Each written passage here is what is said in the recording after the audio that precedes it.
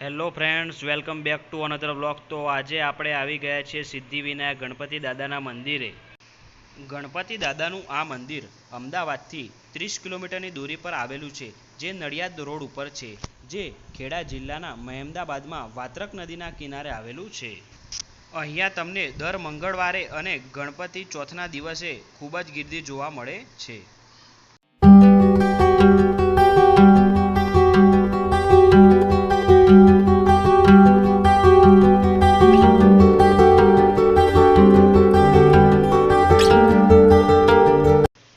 અહીંયા તમે લોકો જોઈ રહ્યા છો વીઆઈપી પાસ પણ અહીં મળતા હોય છે અને સિનિયર સિટીઝન માટે, જેથી તમે ડાયરેક્ટ સીધા દર્શન કરી શકો છો. અહીંયા એવી ફેસિલિટી પણ મળે છે અહીંયા આગળ. અને તમે અત્યારે જોઈ રહ્યા છો પગના ચંપલ માટે અહીંયા ઉતરવા માટે અહીંયા એક સ્ટેન્ડ પણ આપેલા છે. ત્યાં આપણે ચંપલ મૂકીને સીધા દર્શન કરવા જવાના રહેશે અત્યારે. હવે તો પહેલાં સૌપ્રથમ આપણે ચંપલ અહીંયા નીકાળી દઈએ.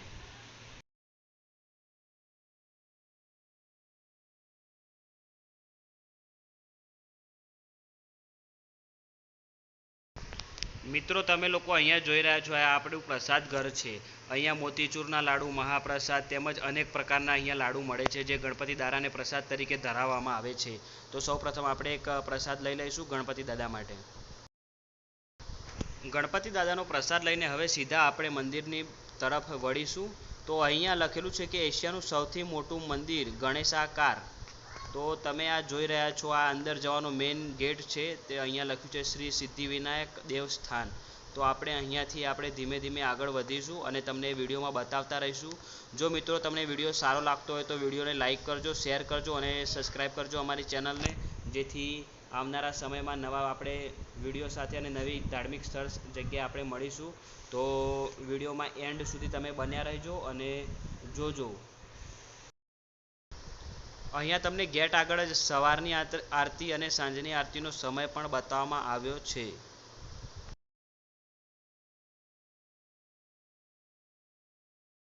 અહીંયા આપણે મેઇન ગેટની અંદર આવી ગયા છીએ અને તમે સામે જ જોઈ રહ્યા છો જે ગણપતિ દાદાનું મોટું મુખાકાર તમે જે મંદિર છે જે આપણને દેખાઈ રહ્યું છે.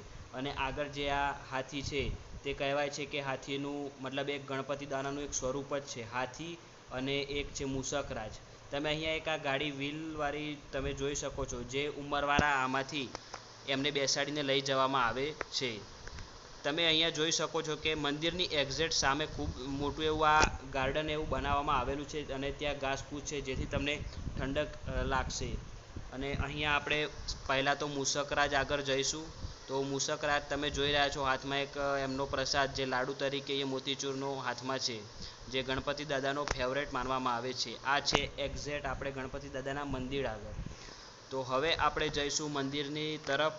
અને તમે આજુબાજુ જોઈ રહ્યા છો, અહીંયા ખૂબ જ હરિયાળી છે અને ખૂબ જ સારા એવા ઝાડ અહીંયા ઉગાવવામાં આવેલા છે.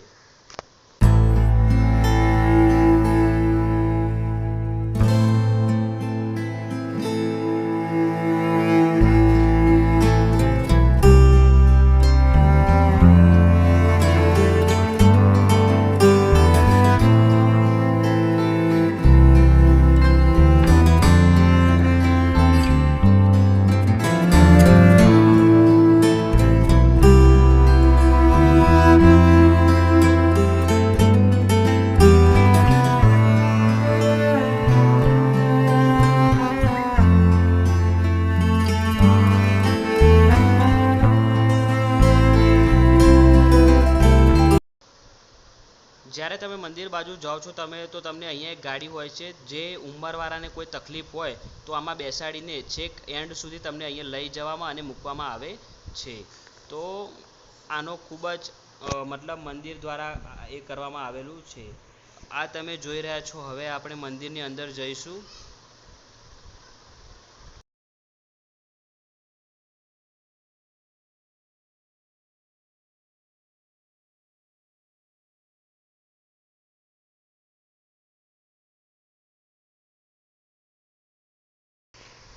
તો મિત્રો, હવે આપણે મંદિર તરફ અંદર વળી જવાના છીએ. તો અહીંયા લખવામાં આવેલું છે સવારની અને સાંજની આરતીનો સમય. તો અહીંયા બતાવ્યું છે કે મંદિરમાં પ્રવેશ દ્વાર તરફ જવાનો રસ્તો. તો આપણે હવે પગથિયા ચડીને ઉપર જઈશું. આ જે મંદિર છે ગણપતિ દાદાનું એ ત્રીજા માળ ઉપર આવેલું છે ગણપતિ દાદાનું મંદિર. આ મંદિરનું બાંધકામ મતલબ કે ભૂમિપૂજન 2011માં કરવામાં આવ્યું હતું અને જે ટૂંક જ એક જ વર્ષના સમયગાળામાં પૂર્ણ કર્યું હતું. આ મંદિરમાં ટોટલ 14 કરોડનો ખર્ચો થયો હતો અને આ જે સિદ્ધિવિનાયક દાદાનું મંદિર છે જે લગભગ 6 લાખ ચોરસ ફૂટ વિસ્તારમાં ફેલાયેલું છે અને આ મંદિર જમીનથી 56 ફૂટ ઊંચાઈએ ગણપતિ દાદા બિરાજમાન છે. તમે આ જોઈ રહ્યા છો ખૂબ જ અદ્ભુત ડિઝાઇન દ્વારા આ મંદિરનું નિર્માણ કરેલું છે. આ એક પથ્થર નથી પણ એ રીતે બનાવવામાં આવેલું છે.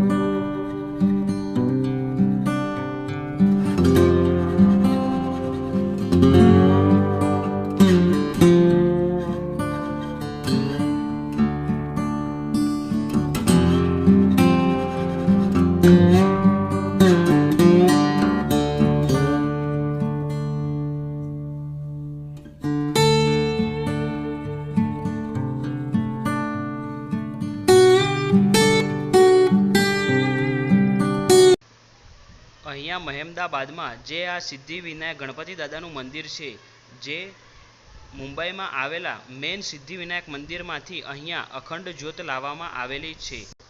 તેમજ અહીંયા ખૂબ મોટી સંખ્યામાં શ્રદ્ધાળુઓ આવતા હોય છે અને ગણપતિ દાદા તેમની મનોકામના પૂર્ણ કરતા હોય છે.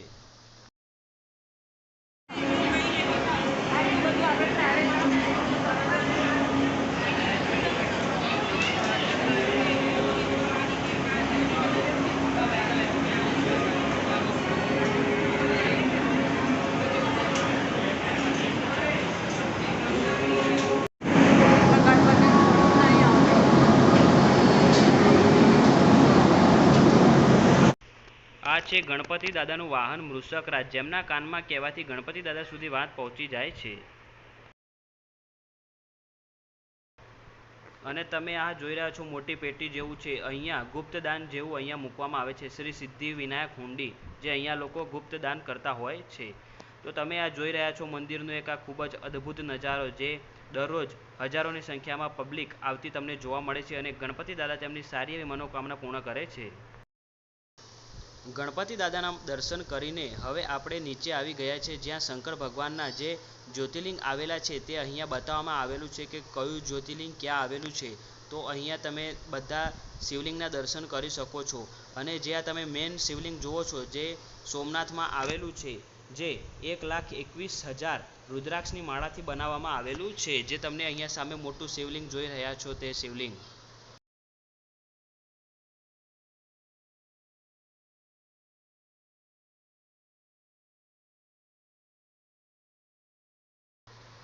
અહીંયા તમે આ જોઈ રહ્યો છો ચિંતામણી શિલા કે અહીંયા જે શ્લોક લખવામાં આવ્યો છે જે આ પથ્થર ઉપર લખવાથી નખથી યા ચોખાથી તો જે તમે આ શ્લોક લખશો તો તેનાથી તમારી મનોકામના પૂર્ણ થતી હોય છે એવું માનવામાં આવે છે. અહીંયા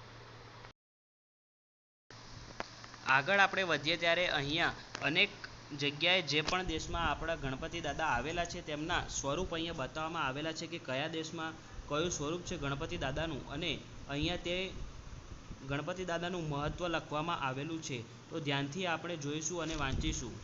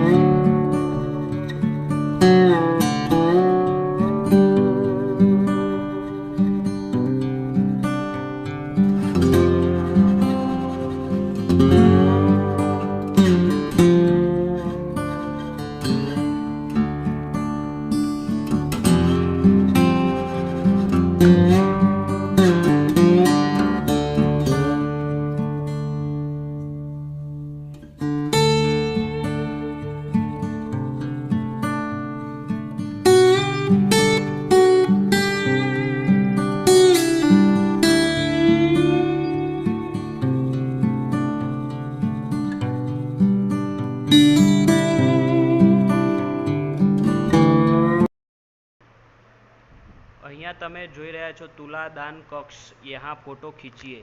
તમે અહીંયા તમારી જે ઈચ્છા હોય દાન કરી શકો છો. ફૂલ નહીં તો ફૂલની પાકડી.